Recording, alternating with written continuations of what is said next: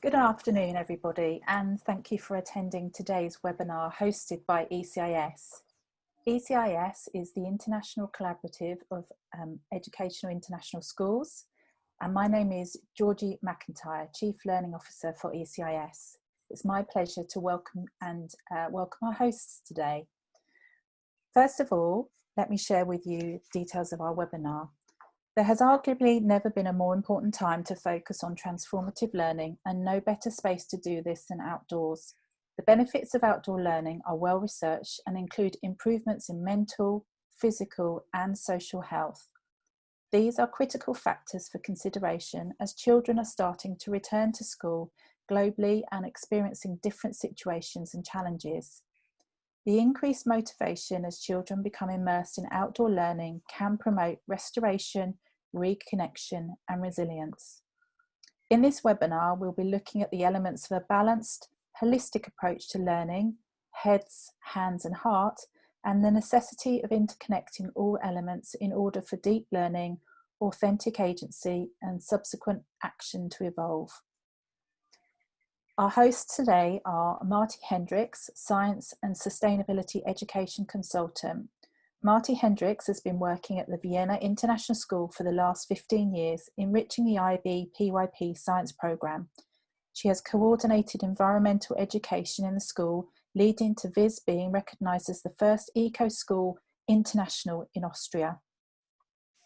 Tracy Firth, teacher and consultant at Learning with Outdoors. Tracy Firth is an experienced primary school teacher leader who has worked at a wide range of international schools for over 25 years. Tracy initiated mindfulness programs with over half of the primary school staff and has led mindfulness courses with many classes internationally since this time at the Vienna International School. Tracy also established the Primary School Sustainability 4-day camp, which continues to be successfully implemented and highly regarded by students and parents. Please join me in welcoming Marty and Tracy for their presentation. Over to you, ladies. Thank you very much. Good afternoon, everybody, and good morning, everybody, as well. We want to wish you a happy Environmental Day, first of all. We welcome you to this webinar, in which we would like to share with you our personal experiences on transformative outdoor learning, aiming for a sustainable future with a hope for the restoration of our planet. At the Vienna International School, outdoor learning is facilitated through the different garden areas, including the EcoLab Natural Garden. Active learning connects students with the natural world in order to develop a basic understanding for nature. Our natural garden, we are letting it rewild. The EcoLab Natural Garden is composed of 2 outdoor classrooms, an educational pond, and small areas for free explorations. Although it looks big, it is really a small area within the school. However, it is a very easygoing atmosphere for the students in which they can really do any kind of exploration if they wish, and they can select the places where they can work. We promote the teamwork all the time, so the kids can just decide if they work in teams of 2 or in teams of 4. The units of inquiry are organized by seasons in order to maximize these outdoor learning experiences.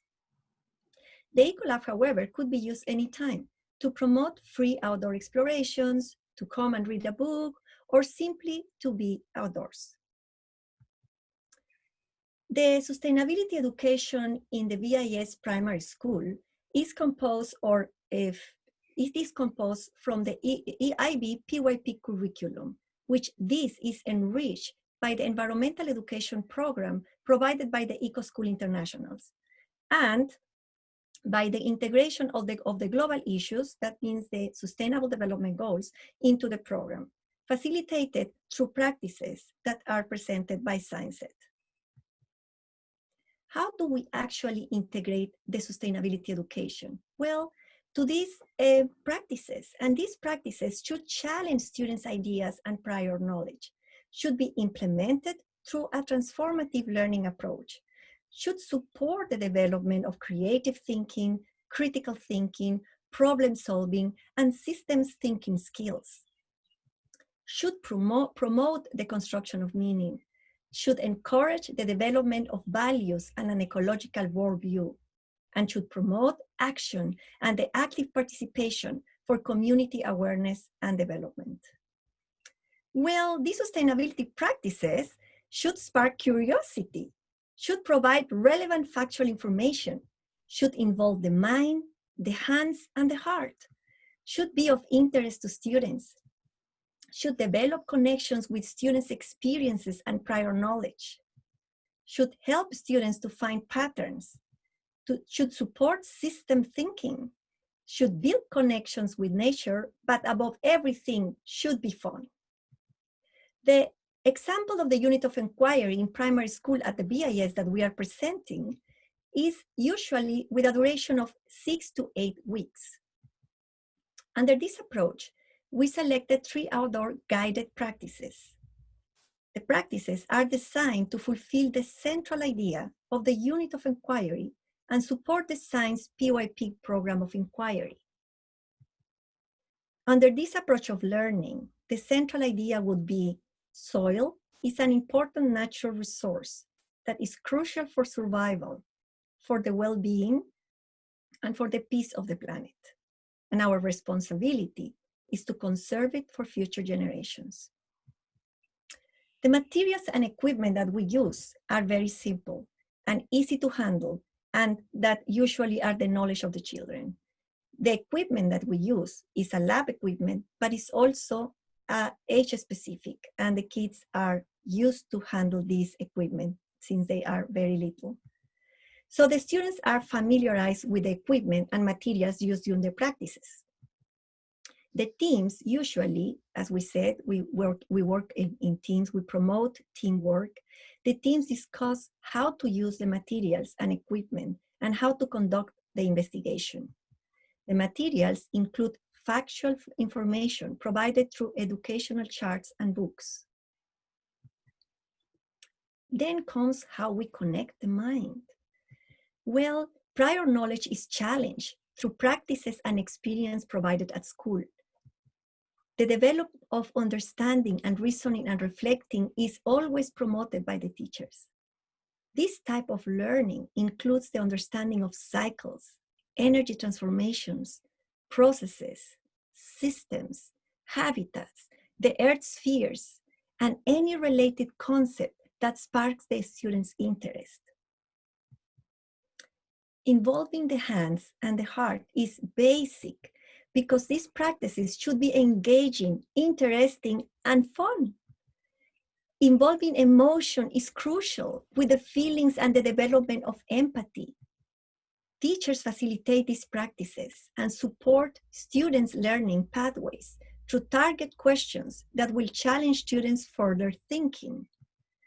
Students are supported to develop their own experiences, make decisions, and take action.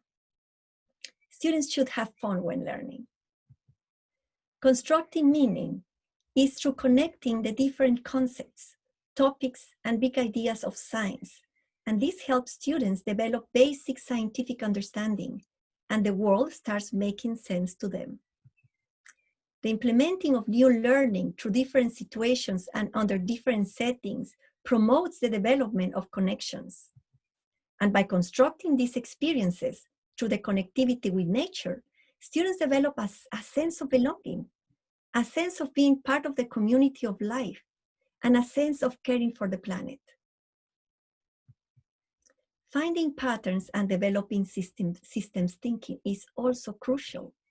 By analyzing problems, this is facilitated, and this finding of connections and the development of meaning takes place. Visualizing the relationships and connections between things promotes the development of networks.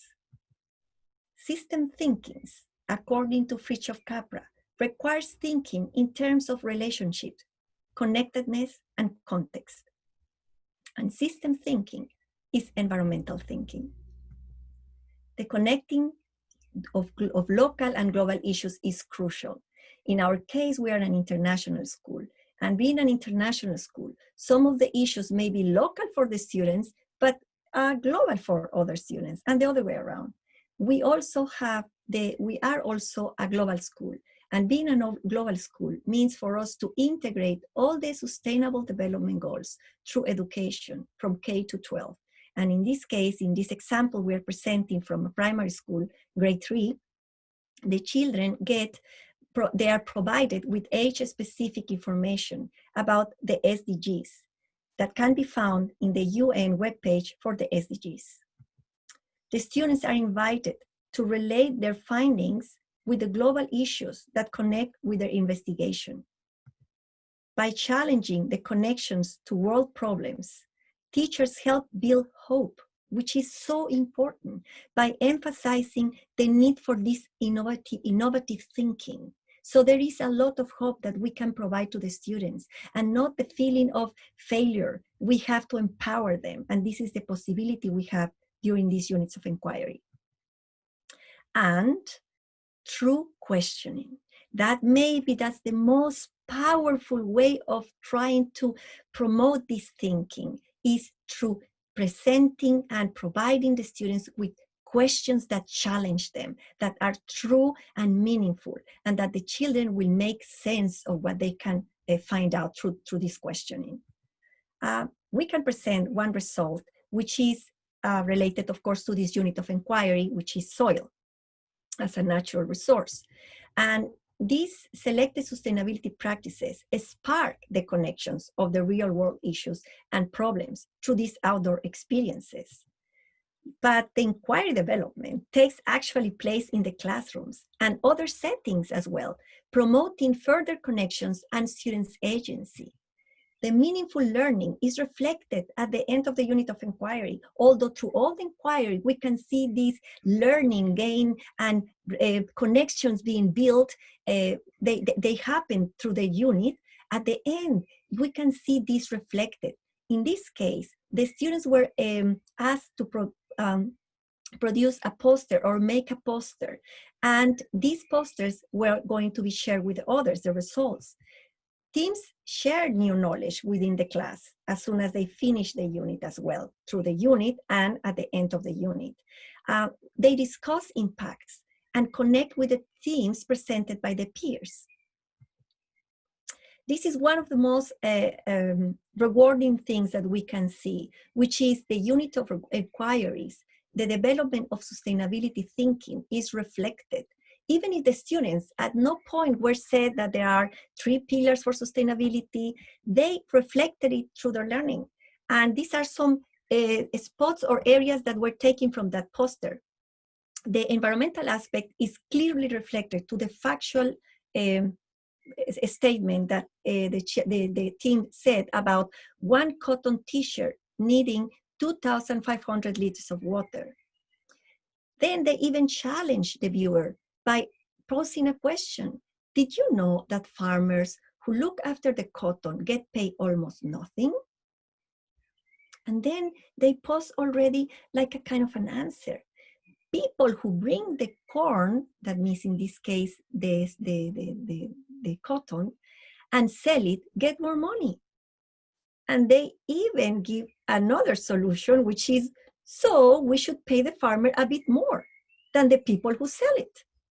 And this is embedding this environmental aspect, but already connecting it to a social aspect and a little bit economical aspect as well. So they make these connections without anyone telling them that there are these different pillars of sustainability. Now, the social aspect is clearly reflected as well when they said that farmers are really poor and that is not fair. And then the economical aspect is reflected through a kind of a solution that they pose, which is, we think that people who bring the cotton should get 5 euros. And the people who make cotton into t-shirts should get 10 euros. And the farmer should get the rest. Again, we can see very clearly embedded here the social aspect that is relevant for them. So this is a building of sustainability thinking. And then comes the action. Teachers, they provide amazing opportunities. And these opportunities for action should not be a big thing. They can do it through these posters. And the students share this knowledge and inform the community very proudly of what they have learned. And this can be viewed by all the students. We have at school one board for our sustainability approaches and projects and actions that we do. And in there, the students can post the posters to share with the community. And by doing this, other students, like in this case, the left side poster is made by a group of students in grade 2. So they decided that because this is so relevant, that we have to actually not waste food. And by not wasting food, the action they decided to do is that you can choose. So we can choose to have a big portion or a small portion of food. In this way, we are not throwing away food. We are not wasting food, which is so valuable. And in another similar response, using the goal number 2, aiming for zero hunger, there are many, many components that are linking to food production because of the soil understanding that was reflected by grade 3. Then we wanted to do an assessment. We wanted to know if there is any thinking pattern in there that has been changed, and where we could see this meaningful learning reflected. So this is, we made a survey. And in this survey, the responses in relation to the question, why do you think it is important to learn about soil? Before the unit of inquiry, the students, well, most of the students related soil with plant growth. Another group of students, before the unit of inquiry, related it to protection. That means we have to protect the soil. And another group of students related it to other facts relevant for plant growth, which mostly includes gardening and just planting some beautiful plants. But after a year of the unit of inquiry, the thinking has been different. And that is, in between, they did not see again any issues directly linked, but we have a transdisciplinary approach, but they didn't see any issues linked directly to soil. And therefore, this is learning. And this learning reflects that a quarter of the students still think that they connect this or they relate this soil with plant growth.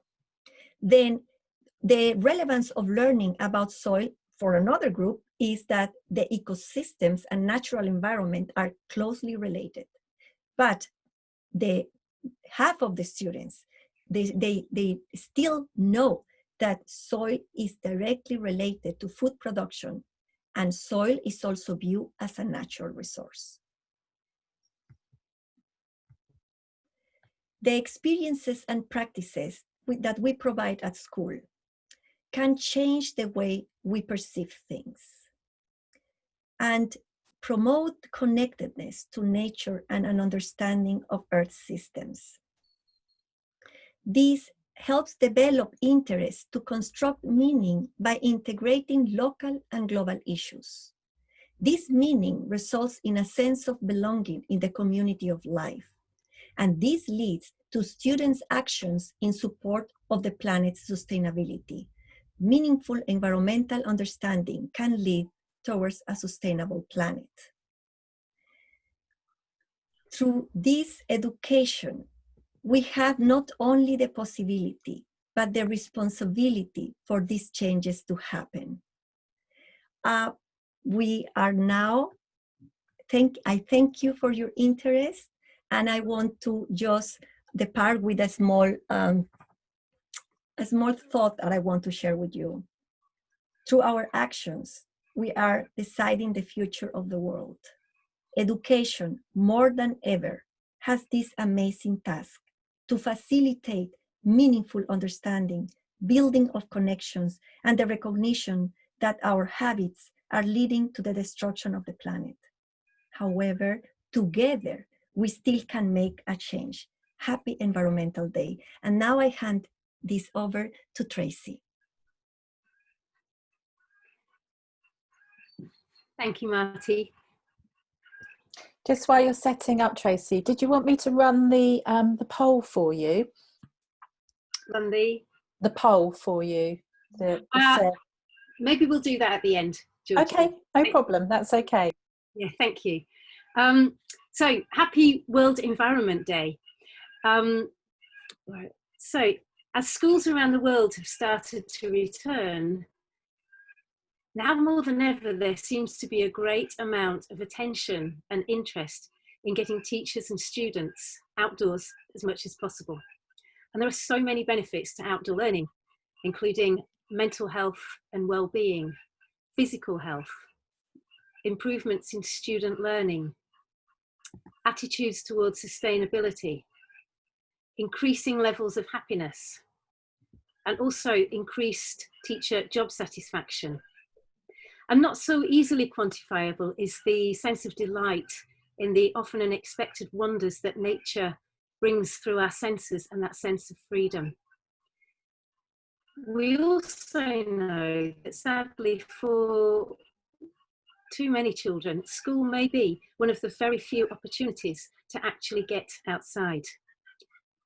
I'm going to share some really useful websites with you at the end, which are filled with cross-curricular outdoor learning ideas and information. But what we're focusing on today, as Marty's been saying, is not just outdoor learning, but transformative outdoor learning. And what makes outdoor learning transformative for restoration and sustainability? And I was initially surprised when, through the research I was doing for my master's in outdoor and experiential learning, and subsequently to find that time outdoors does not actually naturally equate to changes in actions and attitudes towards sustainability. And one really important factor here is that outdoor learning needs to be continuous, it needs to be consistent, it needs to be long-term, and it needs to be throughout the seasons. And so our learning that needs to be holistic and experiential, connected, related, and with a sense of responsibility. So Marty's been focusing here on inquiry, leading to knowledge and understanding, on what we know and what we learn, which appears to be one very powerful factor towards transformative outdoor learning. And I want to talk about a couple more that are things that perhaps are often overlooked within a school day, within an incredibly busy curriculum and school day. What we believe. So how have we reached these beliefs? What are the narratives that dominate our own life decisions down to each tiny action? The cultural, societal, and individual narratives that we have so far followed that have led the human race to the place where we currently find ourselves, within a planet in crisis. We tend to look at differences and divisions, such as culture and nature, as being two opposing and often clashing concepts. So how can we build connections and relationships? How can we re-story our environmental narratives? And what we feel and sense, the heart, the spirit, our feelings, thoughts, and actions are closely interwoven.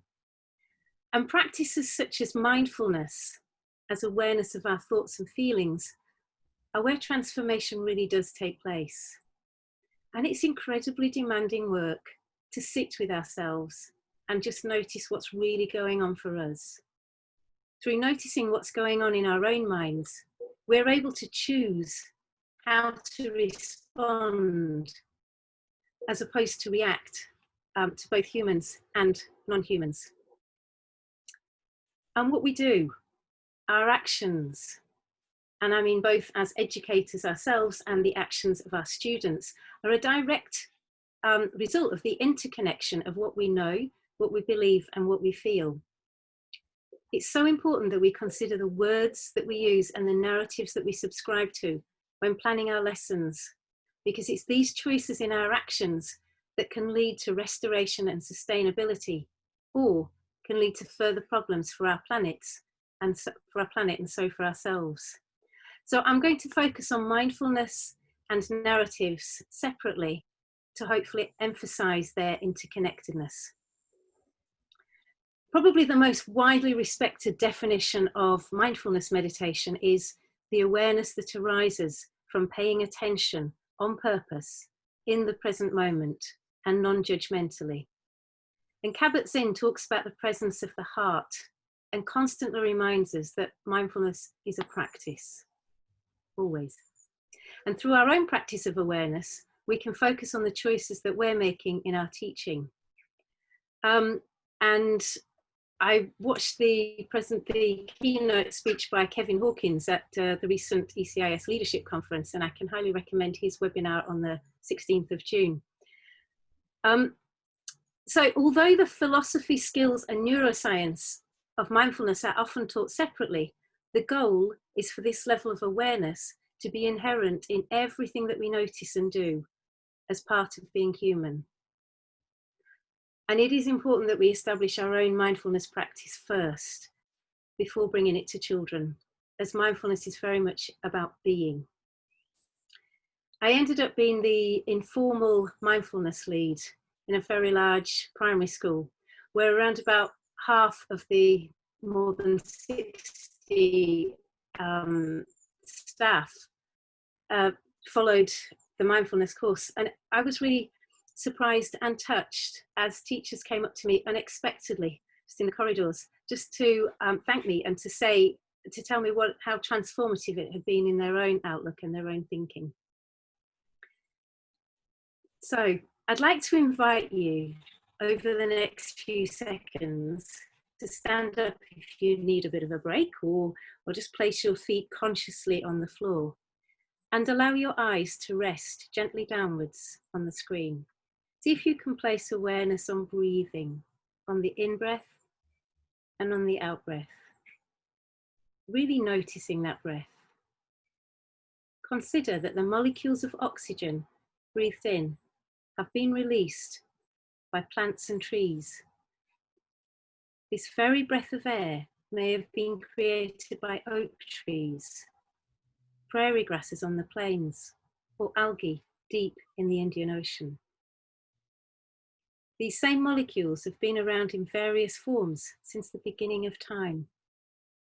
Each inhale and exhale connects us with numerous breathing beings and life forms as our lives intertwine endlessly. I've taught mindfulness for years to a large number of children. And during the surveys and feedback at the end, one thing that children consistently ask for is, can we do mindfulness practice outdoors? There are so many different ways that we can practice mindfulness outdoors with children. And I want to give credit to Forest School for some of these ideas, such as sit spots, where everyone finds their own place to sit and uses their peripheral vision to really notice everything that's going on around them and be as still as possible. And it's important, if possible, to encourage the children to use the same area to sit in each time so that they really can notice changes throughout the seasons. And I do realise that there's very few people who have a school environment that would look anything like that. But even in a more urban, concrete-based environment, we're still outdoors, we're still using our senses in so many different ways. I think the other examples up here are quite self-explicit. So owl eyes, walk like a fox, listen like a deer, lie down and look for shapes in the clouds.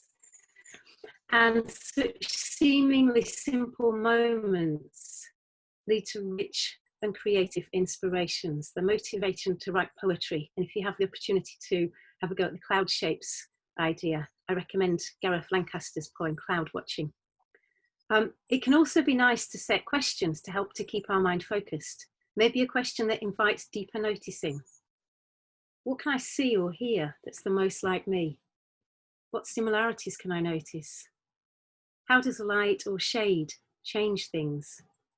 How does this make me feel? And at the end, it's really important that the group gathers together to share what has been noticed. Mindfulness focuses on awareness. There's no right or wrong, it's just noticing, and really importantly, being kind to ourselves. The more we can practice ourselves this sense of feeling and sensing, the more we can develop the deep sense of being part of the Earth community. And so with increased awareness, we can begin to notice our own stories. And I want to give credit to Alette Willis, who's a senior lecturer at the University of Edinburgh, for her words. Her PhD thesis and her academic papers and book are really an inspiration for the next part of this talk. And I've also borrowed the word restoring from her. Once upon a time, stories wove together all that was known in the universe. Stories connected communities to each other, to the land,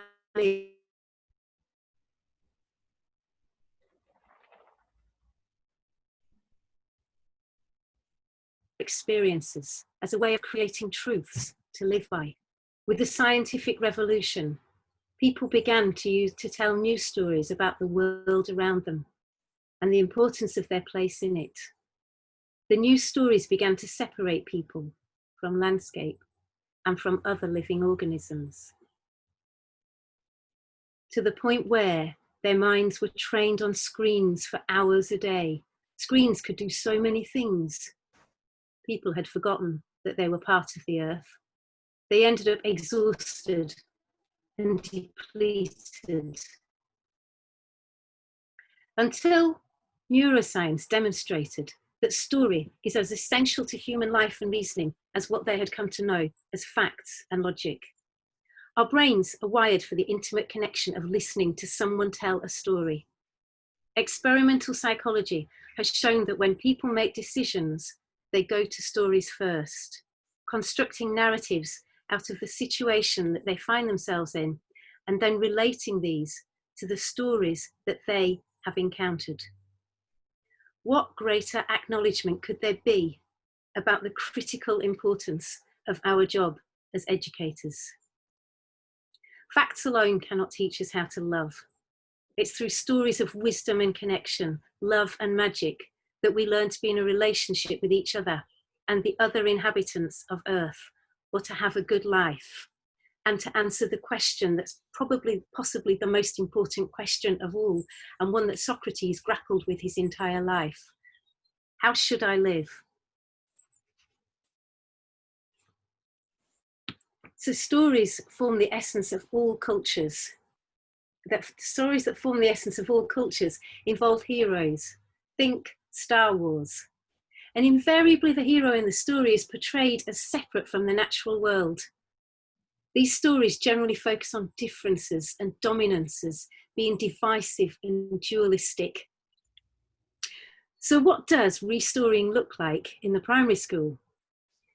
We don't have a ready-made curriculum to hand to you, but what we do believe is that the most important resource or tool is an increased awareness, an exploration, a sense of inquiry with the students, a different kind of a different form of questioning regarding the stories that are read. Can we ask ourselves, as we read or discuss stories with our students, does this story strengthen relationship with Earth others, or is it further dividing us? I've spent a great deal of time over the last few years collecting, adapting, creating and telling stories which focus on relationships with Earth others. And during lockdown, unable to tell stories directly to children, I've made recordings of myself telling a few of these. They're by no means polished, but have prompted great responses from the children. And you're welcome to use any of these with your own children as discussion starters. Again, I'll share the link at the end. So there are stories that connect us with Earth others through learning about their habitats, behaviour, appearance, and so on, which are excellent ways of stimulating interest in close observation and scientific knowledge. There are stories that prompt thinking about the impacts of human actions on Earth others, which make fantastic starting points for how we can bring sustainability to our own local places, the first step in connecting with issues on the other side of the world. And there are stories about relationships between humans and Earth others, wonderful ways to tune into our planetary interconnection. The more we become absorbed in a story, the more likely we are to be affected or influenced by it, without necessarily being aware of this. Stories may be interpreted in all different ways. And when we focus on transformative learning, as you can imagine, it's the discussions that are critical. As with any of our teaching, it is through discussing and questioning that with the children that we find out more about what messages they're really taking away. So I'm working in quite a few different schools in Cornwall, and recently through online learning, it's not been as easy to share and discuss responses in a large group. But in some ways, receiving written responses online has been more insightful, as I was able to hear from those children who often don't speak up in a whole class situation. They were not influenced by each other's comments. And I find that 3 questions or adaptations of them are great for starting change-based discussions. And I'd like to invite you now to use the same questions in response to this webinar, both part Marty shared and my part as well. So if you could either jot your thoughts down on a piece of paper or enter them into the chat box, if you're happy to do that. And feel free to pick one or all or answer in any order. So what caught your attention or imagination? What does this connect with in your own life? What new possibilities does this story open up for being and acting in the world?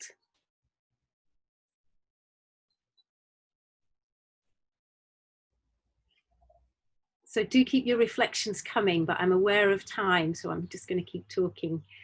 And I'm just going to share some of the responses I've received recently from children. So with regard to question 2 about connections, it's interesting how even though my intent behind the stories that I was sharing was to create deeper connections with Earth others, and I thought that was really clear and that they would definitely get that message, many children attributed the actions of animals to humans anthropomorphically. So I don't know if you're familiar with Aesop's fables type things. So there was one response from a little girl who was to put other people's needs before your own. But this is then a great discussion point to relate this back to non-humans. Connections made through one story with one group varied between Minecraft, Mr. Stink, fairy tales, and my granddad. And regarding question 3, there's also a lot of comments that the children have made about the story and about how it made them want to live, to learn about attributes and behaviours of certain species and the way that they could adapt their living to be more accommodating to the natural world. There's one little boy who said, now I want to study the poster of the door and find out how it flies exactly. So bringing us back to the earlier model, can we be aware of narrative reasoning as much as scientific reasoning when exploring alternative plot lines for our relations to Earth others? And I just love this old boot that I discovered on one of my morning jogs, which is now home to so many barnacles. I'd like to sum up with a message from the Earth Charter. Fundamental changes are needed in our values, institutions, and way of living. We must realise that when basic needs have been met, human development is primarily about being more, not having more. We have the knowledge and technology to provide for all and to reduce our impacts on the environment. Everyone shares responsibility for the present and future well-being of the human family and the larger living world. And I hope that through today's webinar, we've been able to emphasise that the part that we share in this responsibility does not need to be about the doom and guilt of planetary emergency or an extra thing.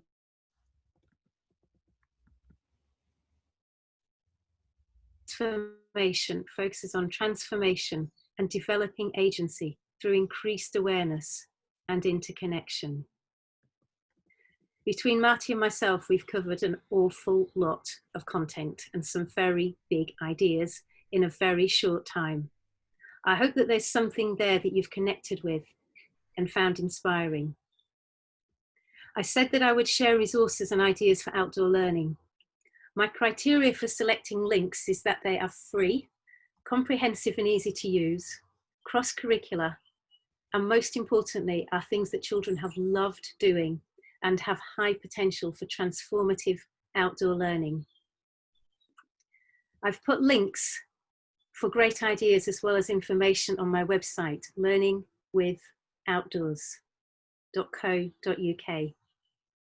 Also on the website are a selection of outdoor mindfulness audios, as well as a few videos of stories that I tell in the outdoors.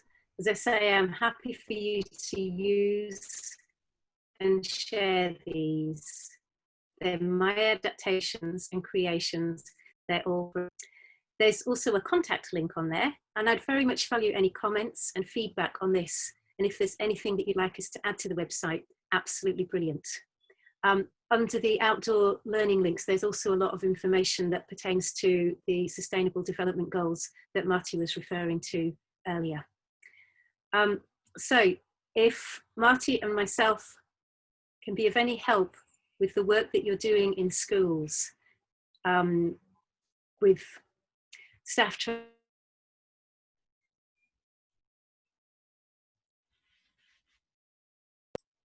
Apologies, folks. I think Tracy's internet connections had a little bit of a meltdown today. I think it must be because it's Friday afternoon. However, Marty is still with us at the moment. Thank you so much both for the wonderful content and contributions that you've given today. There's some really, really strong, powerful points, messages, and ideas that have been shared here. We've actually had some great ideas. One question, Marty, was, would this work well for senior students as well? And have you got any examples of how that has happened?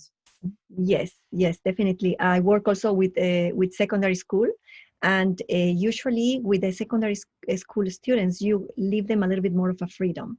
But definitely, if you have the practice very well organized, they will just grasp this opportunity and develop their own agency. So agency is very much involved in this. It also works at the university level, because I do some also consultancy in universities in Mexico, and it has been working as well. At the moment, we are working in a program in Chiapas, in Mexico, southern Mexico, and they are planning to integrate all this learning as well in their different signatures, as they call it.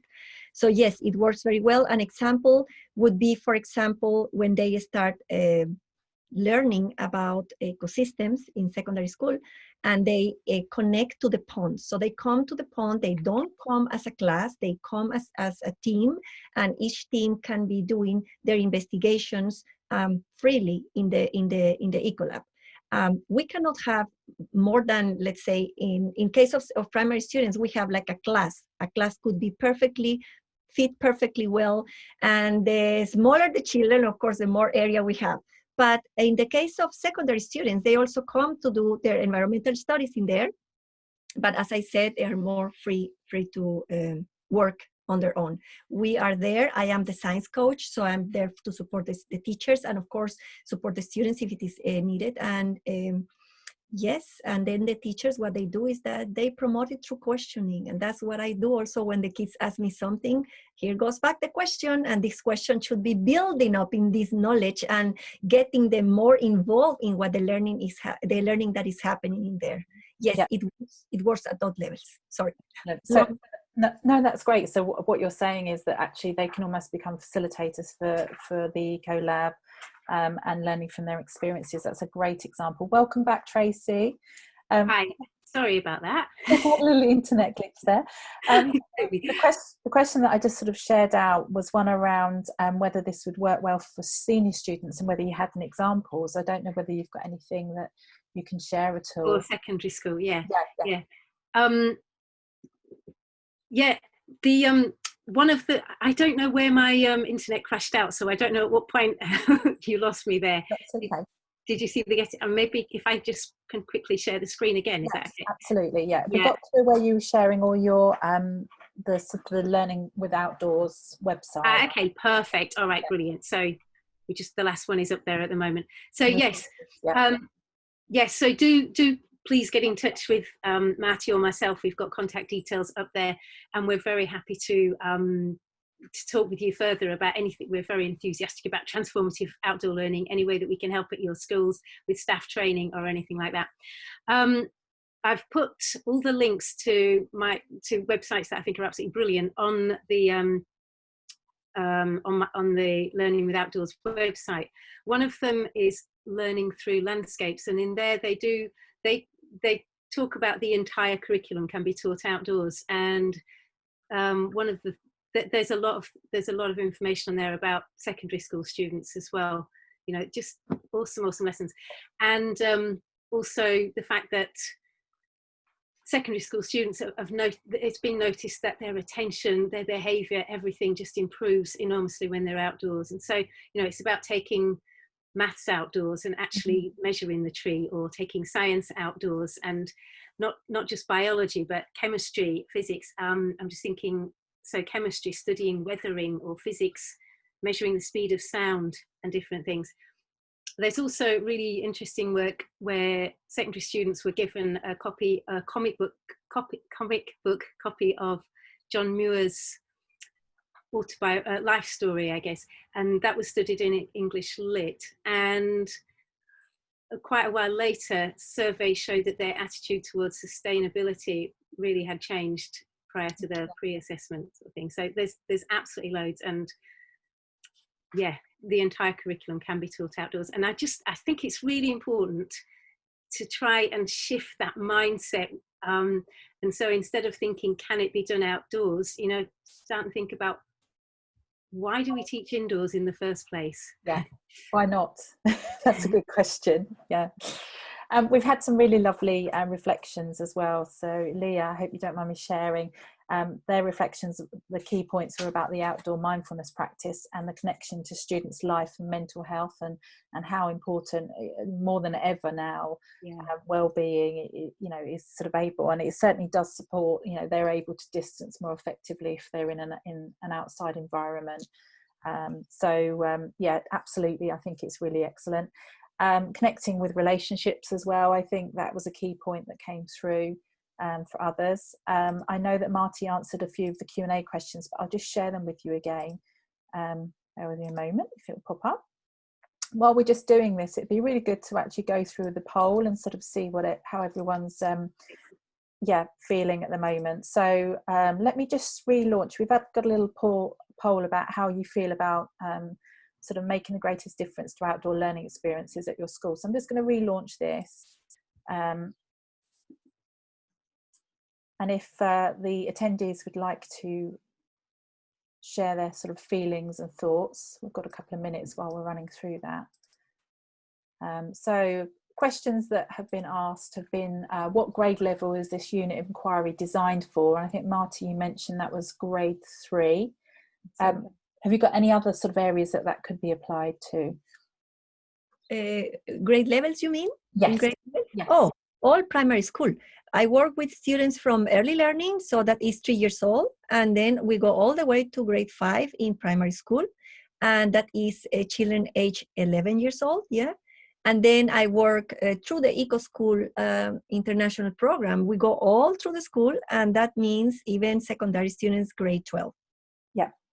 Excellent, thank you. And also another question for you, Marty. Someone asked, what is Science Ed? Which is a really good question. Thank you. Yes, Science Ed is a program that I developed for supporting teachers in the development of practices that are outdoor practices and sustainability practices and science practices in order to promote or improve the sustainability education at school. It is going to be open at the end of August, and that will have, it will include some possibilities for them to use.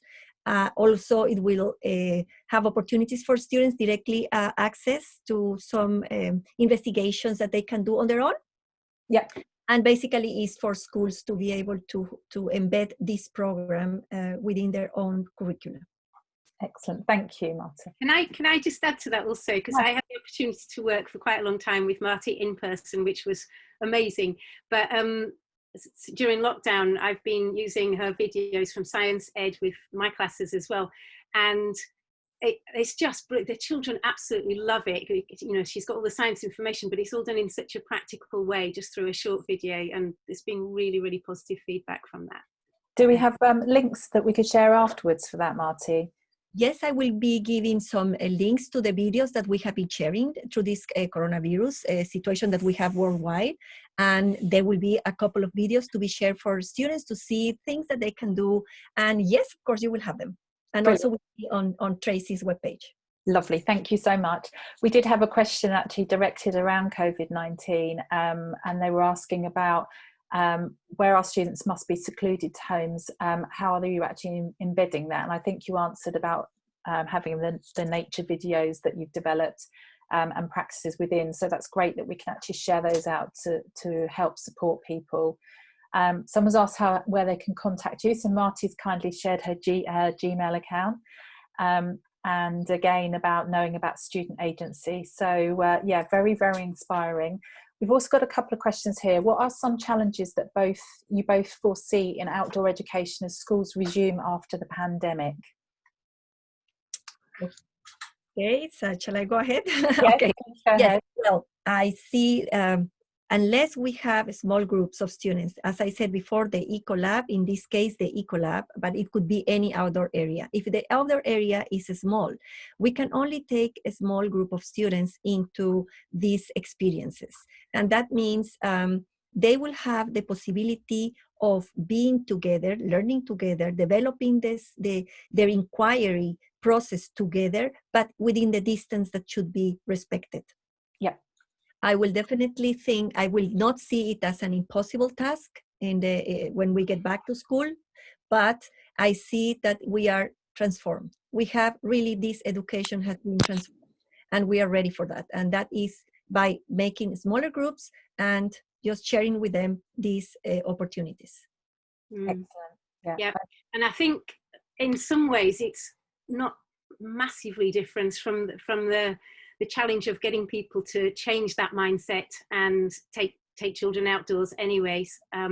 Obviously there's a few changes, like not taking out resources where children are handling the same kind of things, so thinking through all of that on risk assessments and planning for all that. But generally, I think at the moment, certainly in England, around here, the classes are in bubbles, and so they're actually a lot smaller groups than normal anyway. So I think as long as timetabling and everything is allowed for, then actually it shouldn't be that much more difficult than perhaps it has been earlier. I think generally schools have got more space when they're outdoors, and I'm obviously not a scientist, but there's a lot of talk about the spread being less outdoors as well and things. So yeah, as long as adequate precautions are taken, I think it's absolutely. Yeah. I'm just going to share the results with you now, ladies, and the rest of our attendees. So it's quite interesting. You can see which of the following do you feel would make the greatest difference to outdoor learning experiences. So actually being able to access the outdoor space, so that, a really strong point, adapting the curriculum, and then the training. So I think the biggest element is about the training, which I think we've reflected on a little bit anyway. Have you got any further comments about those poll results? No, just that's I think it's that change in mindset and the importance of it, that training for teachers and teaching assistants, whatever, being long term. It's not just a quick 1 or 2 training sessions, but it really is about the training going on over the longer term, so throughout the seasons, throughout the year as well, more interspersed. And I can add a little bit to that. This training for teachers is very relevant, but also it should be like handing, going with the teachers, helping them to build this understanding, which is not difficult. It's just a matter of helping them to just do the first step. And then they are so amazingly creative. They can really, they can do so many amazing things. I have seen that at school. Once you just give them the hand, let's do this, let's go for the first step, then they just go with an amazing array of ideas. Brilliant. Yeah, that sounds fantastic. And it's really, really inspiring as well. What would you say is that your biggest success story from adopting this approach? In my case? Yeah. Well, I am very, very proud to see how I have been working at the BIS for the past 15 years. And I am very proud to say that the level of science education has been increasing over the years. I'm very happy to see that teachers are more confident on trying science unit-related inquiries, and that they are really having this opportunity to include and embed sustainability in their way of thinking, but also in the way of teaching. And since we are an eco school, I think that was like a key turning point in which all the community got in this engagement. So yes, sustainability education is happening at the Vienna International School, and maybe that is one of the most amazing successes that we as a team, because this is not only my work, it's the work of all the teachers, the work of all the administration, and every single person that is part of the BIS community, the parents and the children, of course. Yeah, that actually links to our next question, Marty. One of the things I was going to ask is, do you think VIS would be interested in showcasing or having visitors when things are sort of settled down to sort of see how it operates in practice? We do that. We do that very regularly. And yes, as a matter of fact, we had like a 3-year, let's say, collaboration with the University of Vienna, in which teachers come and get trained, and they, especially, well, more than training, they see the examples, they are able to live these experiences, and they, of course, they are very welcome. In the next year, the next school year is going to be a little bit complicated until we know more or less how the regulations are going to be in Austria, because we have to follow those regulations as well. But at the time being, I can say, yes, the BIS is always welcoming and open to sharing all their different ways of teaching. Thank you, Marty. That's great to hear. Vanessa's actually shared with us that to say thank you to you both for your sharing and your inspiration. So that's wonderful to hear. She was actually asking about what your thoughts of collaborative working outdoors and any strategies for risk management. So well, I'm guessing, oh, sorry. Go ahead, no, Tracy, go ahead, With Tracy. regards to collaborative and risk assessment, I'm guessing that's to do with the current situation. Yeah, probably, I imagine. Yeah.